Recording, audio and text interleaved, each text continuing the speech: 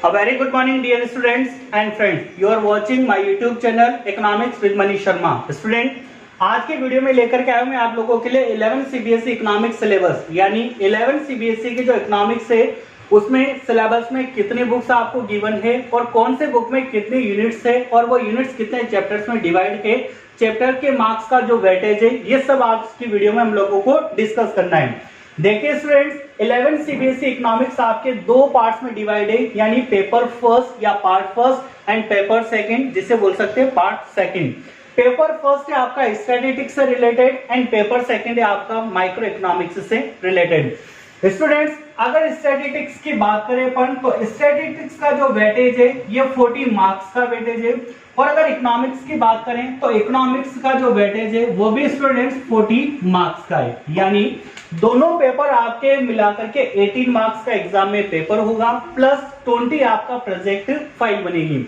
यानी कि जब एग्जाम होगा तो ईयरली एग्जाम आपके 80 मार्क्स से होने वाला है और यहाँ पर 20 मार्क्स का प्रोजेक्ट फाइल होगा। यानी आपके जो टीचर्स है वो आपको किसी भी टॉपिक में से, चाहे वो स्टैटिस्टिक्स हो सकती है या वो माइक्रो इकोनॉमिक्स होती है, दोनों बुक्स में से किसी भी एक या वन या मोर देन वन टॉपिक आपको प्रोवाइड कर सकते हैं, जिन पर आपको प्रोजेक्ट फाइल रेडी करके और अपने टीचर्स को चेक करानी होगी। आपको अपने जो टीचर्स हैं वो आपको 20 में से according to your file, according to your project marks provide करेंगे और 80 मार्क्स का पेपर आप ईयरली में अटेम्प्ट करने वाले हो।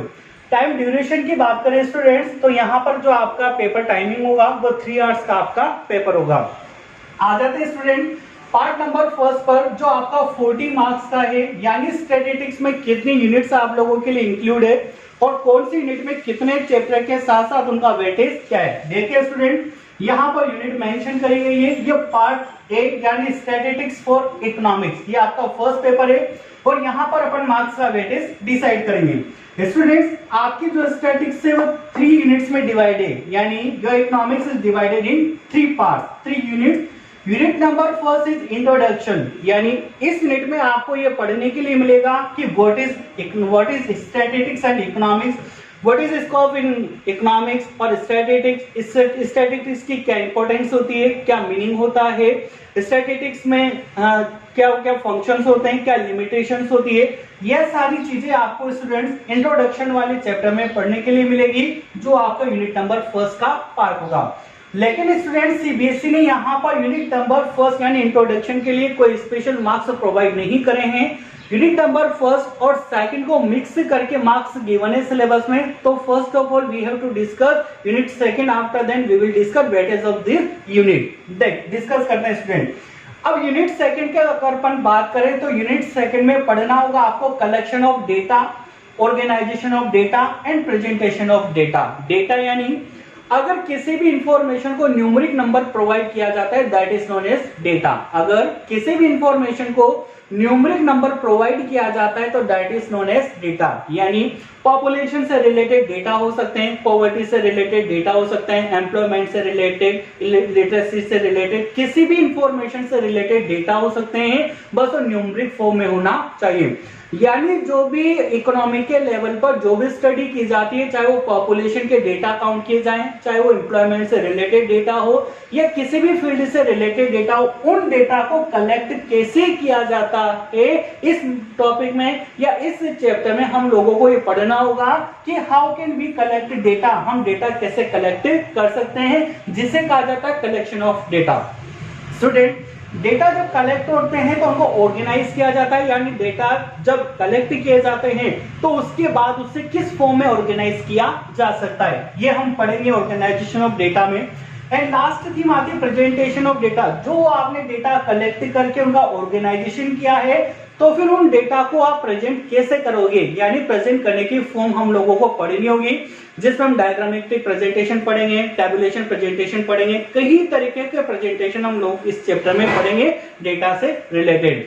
यानी आपकी यूनिट नंबर सेकंड है collection of data, organisation of data and presentation of data. Students, unit first जिसे हमने इंट्रोडक्शन कहा एंड यूनिट सेकंड जिसे हमने collection, organisation, presentation of data कहा, ये फर्स्ट एंड सेकंड यूनिट आपके 13 मार्क्स की गिवन है। इसके बाद बात करते हैं unit third. Unit third total is based on practical, यानी आपकी प्रैक्टिकल पर बेस्ड होगी यूनिट नंबर थर्ड, जो सबसे लेंथी यूनिट है, जिसमें आपको स्टैटिस्टिक टूल्स पढ़ने हैं, यानी पूरा मेजर प्रैक्टिकल पोर्शन आपको पढ़ना है, जिसमें आपको मेजरमेंट ऑफ सेंटर टेंडेंसी यानी mean, mode, median, quartile deviation, mean deviation, इस तरीके के टॉपिक पढ़ने हैं। एंड इंटरप्रिटेशन, यानी इस वाली यूनिट में आपको जो पूरा प्रैक्टिकली टॉपिक पढ़ना है, टॉपिक के मैं आपको नेम एक्सप्लेन करता हूं, आप केयरफुली सुनना। Mean, median, mode, standard deviation, mean deviation, quartile deviation, index number, correlation, regression, इस टाइप के कुछ प्रैक्टिकल चैप्टर्स हैं जो आपको यूनिट नंबर थर्ड में देखने के लिए मिलेंगे, और इसका वेटेज होगा आपके लिए 27, यानी कि स्टूडेंट फर्स्ट और सेकंड यूनिट आपके 13 मार्क्स की है एंड यूनिट नंबर थर्ड आपके 27 मार्क्स की है। दोनों ही यानी तीनों यूनिट मिलाकर आपके 40 मार्क्स की होती है। 13 + 27 = 40, यानी स्टैटिस्टिक्स टोटल क्लियर हो गई आपकी 3 यूनिट में, जो 40 मार्क्स में डिवाइड है। बात करते हैं स्टूडेंट माइक्रो इकोनॉमिक्स की। अब माइक्रो इकोनॉमिक्स में बेटा 4 यूनिट से कंटिन्यूअसली नेम गिवन है। पार्ट बी माइक्रो इकोनॉमिक्स से रिलेटेड होगा। माइक्रो इकोनॉमिक्स की फर्स्ट यूनिट जहां पर अपन ने कंटिन्यूअसली फॉर्म रखी है यहां पर, यानी यूनिट नंबर 4 इंट्रोडक्शन, यानी माइक्रो इकोनॉमिक्स का फर्स्ट चैप्टर या फर्स्ट यूनिट इसके इंट्रोडक्शन से रिलेटेड है। यहां पर आपको ये पढ़ना होगा व्हाट इज एन इकोनॉमी, यानी एक इकोनॉमी क्या होती है, how many types of economy, economy कितने टाइप्स की होती है, what is mean by economic system, economic system क्या होता है, how many types of economic system, economic system क्या होता है, मेजरमेंट ऑफ सेंट्रल प्रॉब्लम्स, यानी सेंट्रल प्रॉब्लम्स क्या होती है, and how many types of central problem, कि सेंट्रल प्रॉब्लम क्या होती है, इकोनॉमिक की कौन कौन सी प्रॉब्लम्स होती है, जिसमें आप मेनली 3 प्रॉब्लम यहां पर पढ़ने वाले हो। व्हाट टू प्रोड्यूस, यानी कौन सी कमोडिटी का प्रोडक्शन किया जाए, हाउ टू प्रोड्यूस, प्रोडक्शन किस टेक्नोलॉजी से किया जाए, and for whom to produce, किस चीज के लिए प्रोडक्शन किया जाए या किन के लिए प्रोडक्शन किया जाए। ये आप लोग इंट्रोडक्शन वाले चैप्टर में पढ़ने वाले हो, जो कि आपके लिए 4 मार्क्स की गिवन है। थोड़ा सा आगे बढ़ते यूनिट नंबर 5 की बात करें स्टूडेंट्स, तो यहां पर आपको पढ़ना होगा कंज्यूमर इक्विलिब्रियम एंड डिमांड, यानी कंज्यूमर जो डिमांड करते हैं वो कितने टाइप की होती है, जो डिमांड के अफेक्टिंग फैक्टर्स है, यानी डिटरमिनेंट्स ऑफ डिमांड, हम कंज्यूमर की डिमांड को इफेक्ट करने वाले जो फैक्टर है वो कौन कौन से होते हैं, expansion in demand and contraction demand हम लोगों को पढ़ना होगा इस चैप्टर में, इंक्रीज एंड डिक्रीज डिमांड पढ़ना होगा, इसके साथ साथ हमें इंडिफरेंस कर्व पढ़ना है, बजट लाइन पढ़नी है, प्रॉपर्टीज ऑफ इंडिफरेंस कर्व पढ़ना है, यानी टोटली ये जो यूनिट है वो कंज्यूमर पर बेस्ड है, that is based on consumer theory, यानी एक कंज्यूमर थ्योरी पर बेस्ड है कि कंज्यूमर किस तरीके से अपना बिहेवियर चेंज करता है कमोडिटीज के लिए, या फिर अपनी डिमांड में किस तरीके से फ्लक्चुएशन लेकर के आता है। तो ये यूनिट हमें पढ़नी है 5th, जो स्टूडेंट्स आपके लिए 13 मार्क्स की होगी।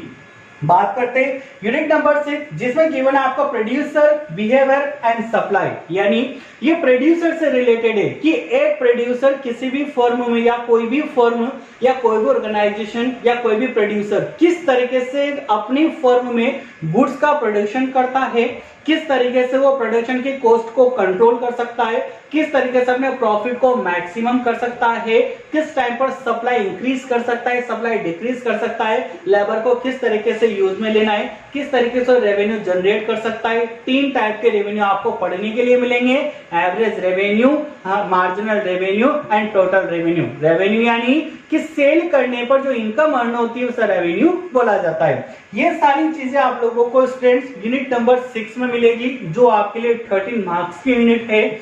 और इसके बाद बात करते हैं लास्ट में यूनिट 7, यानी फॉर्म्स ऑफ मार्केट, मार्केट कितने टाइप का होता है, कौन कौन से मार्केट होते हैं, इस चैप्टर में आपको पढ़ने के लिए मिलेंगे। मैं आपसे अगर थोड़ा सा डिस्कस करना चाहूँ मार्केट के बारे में, एक ऐसा प्लेस जहां पर सेलर एंड बायर प्रेजेंट होकर गुड्स एंड सर्विसेज की बायर एंड सेलिंग करते हैं, इसे मार्केट कहा जाता है। लेकिन यहाँ पर आपको डिटेल से पढ़ने के लिए मिलेगा कि व्हाट इज मार्केट, मार्केट क्या होता है, and properties of market, how many types of market, जिसमें perfect competition market, monopoly market, imperfect competition market, oligopoly market, कई सारे मार्केट आपको यहाँ पर पढ़ने के लिए मिलेंगे। ठीक है, फिर उसमें आगे हम लोग पढ़ेंगे price determination under perfect competition with simple application, यानी कि मार्केट में परफेक्ट कंपटीशन मार्केट में एक प्रोड्यूसर या फर्म किस तरीके से अपनी प्राइस का डिटर्मिनेशन करती है, यानी अपनी प्राइस को डिसाइड करती है।